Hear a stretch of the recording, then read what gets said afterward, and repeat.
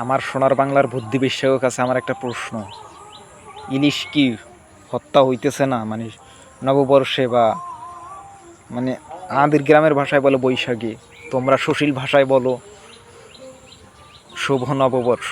তো এখানে কি ইলিশ হত্যা হবে না? খোপায় যে বড় বড় ফুল লাগায়া যে ইলিশ মাছ দে খাইবা ভাত, মানে হান্তা ভাত খাইবা হান্দাইবে, তো ওইখানে কি ইলিশ কি হত্যা হইবে না? যেই মরিচটা হোড়া দিয়ে খাইবা ওই মরিচটার ভিতরে কি মানে দানা বা বীজ আছে না? তো ওইগুলোরে তো হত্যা করতেছো। তো এটা কি হত্যা না? বুদ্ধিবেশ্যেরা দয়া করে জবাব দেওয়ার চেষ্টা করবা। পারবা না যদিও, কিন্তু চেষ্টা করবা। কারণ তোমরা তো কোরবানি ঈদের সময় পশু নিয়ে অনেক পোস্ট, অনেক লম্বা লম্বা জ্ঞানের আলাপ করো। তো এখন ইলিশ নিয়েও একটু জ্ঞানের আলাপ শুনতে চাইতেছি বুদ্ধিবেশ্যের কাছ থেকে। এরা দিবে না আমি জানি।